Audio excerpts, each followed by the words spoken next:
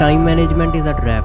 Why? Stay till the end. Because this video gonna explain why you feel stuck even when you are doing everything right. I had every minute packed, and I thought that was the only way you could do things. And the fact that he is so careful about his Can I time. show this to the audience? Yeah. This, He has days that there's nothing on. that there's nothing on. Yeah, I'm trying to show.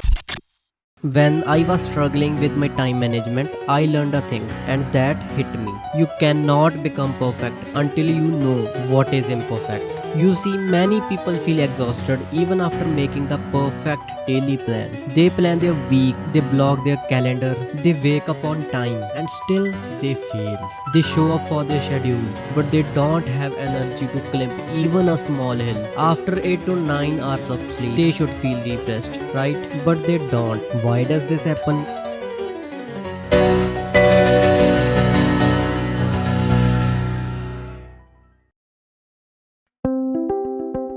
The issue isn't your time management, it's your energy management. Yes, you heard me. Like time, our energy is limited. Have you ever heard of the spoon theory?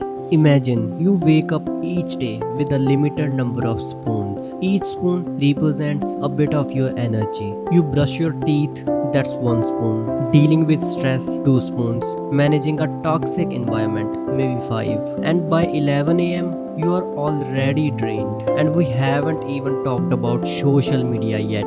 Like last month, I thought a quick 5-minute scroll was harmless. I opened the Instagram and the next thing I knew, I had scrolled nearly 40 minutes. I wasted the spoons I didn't even realize I had. Every scroll, every dopamine hit burns spoons, not just from today, but maybe even from tomorrow as well. So what can you do? How do you protect your spoons? To be very honest with you, this is very easy.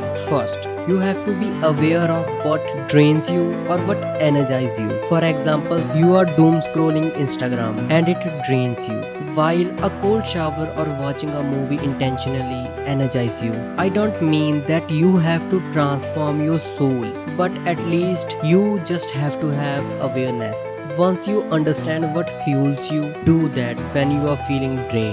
Second, escape the social media trap if you want real rest. Managing yourself is all about doing things that are necessary. I have heard so many people complaining, I don't have time or whatever. Nobody has time to do all the things, but everybody has time to do the thing that is necessary. When you are tired, you say, today was the hard day. I must watch a movie or scrolling some reels to distract myself from work for straight 2 hours. See, I didn't found any research that says it's gonna revive your spoons or relax you instead of reducing your sleep quality. If it's intentional, it's okay. If you know what you are doing or why you have opened your Instagram, then it's okay. But if it's not intentional, it's gonna cost you a hell lot of spoons. Finally, rest. Yes, you heard me. Rest. People think if they are not doing something, they are wasting time.